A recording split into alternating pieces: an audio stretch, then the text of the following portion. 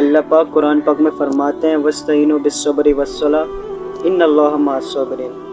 اگر تمہیں میری کسی بھی چیز میں مدد کی ضرورت ہو، اس کی تفسیر ہے کہ اگر تمہیں میری کسی چیز میں بھی ضرورت ہو تو تم نماز سے کام لو اور صبر سے کام لو۔ اللہ صبر کرنے والوں کے ساتھ ہے۔ بہت سے ایسے حالات ہیں کہ دنیا میں کہ انسان کی زندگی میں آتے ہیں، اپ اینڈ ڈاؤنس آتے ہیں، تو ہم ہمت ہار جاتے ہیں، بس ٹوٹ جاتے ہیں، بکھر جاتے ہیں، کسی سے کچھ کہہ نہیں پاتے۔ اور اللہ پاک وہ ذات ہے جو دلوں کے حال کو بھی جانتی ہے، اور وہ اس مشکل وقت میں سے نکالتی ہے جو صبر کرنے والے ہوتے ہیں۔ جس کی زندگی میں جو ناجائز کرتا ہے، جو غلط کرتا ہے، تو اللہ پاک اس کو بھی اس کا صلہ ویسا ہی دیتا ہے جیسا وہ دوسروں کے ساتھ کرتا ہے۔ تو یہ اللہ پاک نے قرآن کی آیت ہمیں حوصلے کے لیے دی کہ تم نماز سے کام لو اور صبر سے کام لو، کیونکہ اللہ ہی ان مشکلات میں سے، ان پریشانیوں میں سے، ان پرابلمس میں سے نکالنے والی ذات ہے۔ اور صبر کرو گے تو اللہ پاک کا کل قیامت والے دن اللہ پاک صبر کرنے والوں کو اپنے عرش کا سایہ نصیب کرے گا۔ اور سب سے بڑی بات کہ اللہ پاک کی مدد ان کے ساتھ ہوتی ہے۔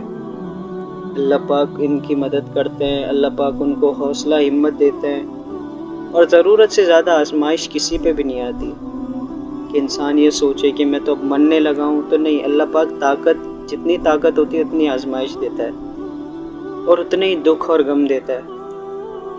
تو اس انسان کو اس لیے دیتا ہے کہ وہ میرا بندہ میری طرف آتا ہے یا نہیں آتا، یا میرے سے اٹریکٹ ہوتا ہے یا نہیں ہوتا۔ یہ بھی سوچنے سمجھنے والی بات ہے کہ انسان اتنا ٹوٹ کیوں جاتا ہے۔ مطلب کہ اگر کوئی بھی پریشانی آ رہی ہے تو پہلے جو صحابہ کرام تھے، انبیاء کرام تھے، تو ان پہ مشکلات آتی تھی تو وہ اللہ سے 2 رکعت نفل پڑھ کے اس مسئلے کا حل نکلواتے تھے، اس پریشانی کو دور کرواتے تھے، اس پرابلم سے نکلتے تھے۔ تو اللہ پاک ان کی پریشانی، مسئلے، مسائل سب کچھ حل کرتا تھا۔ لیکن ہمارے ایمان، ہمارے سب کچھ بکھر چکے ہیں، ٹوٹ چکے ہیں، ختم ہو چکے ہیں، کمزور ہو چکے ہیں، کیونکہ ہمیں اللہ دکھتا ہی نہیں ہے۔ تو اللہ پاک نے ہمیں موٹیویٹ کرنے کے لیے قرآن میں اس آیت کو نازل کیا کہ وَاسْتَعِینُوا بِالصَّبْرِ وَالصَّلَاةِ، نماز سے کام لو اور صبر سے کام لو۔ صبر بہت بڑی طاقت ہے، بہت بڑی۔ وہ ایسی طاقت ہے جس میں اللہ کی مدد آپ کے ساتھ ہوتی ہے، اور کوئی بھی آپ کی مدد نہیں کر سکتا ہے سوائے اللہ پاک کے۔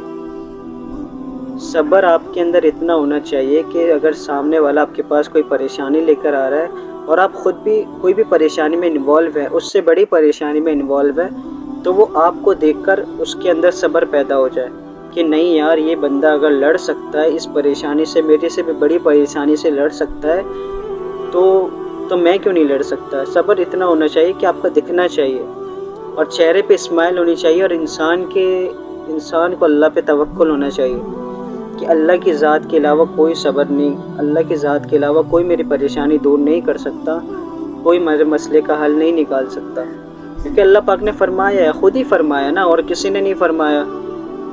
تو وہ نکالتا ہے، وہ بے شک نکالتا ہے، وہ قادر ہے۔ تو اس کے اوپر توکل کریں، اللہ سے مانگیں۔ نماز کا کیوں بولا کہ ہم اللہ سے کنیکشن مضبوط کریں؟ نماز میں اللہ پاک کی ذات ہمارے سامنے ہوتی ہے۔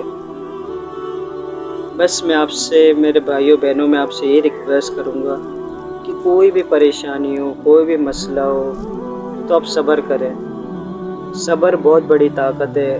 اگر کوئی انسان آپ کے ساتھ غلط بھی کرتا ہے تو اللہ پاک بھولنے والی ذات نہیں ہے، تو اللہ پاک اس کا نعم و بدل اس کو دیتا ہے، کیونکہ مکافات عمل ہے، یہ دنیا مکافات عمل ہے، جیسا کرو گے ویسا پاؤ گے۔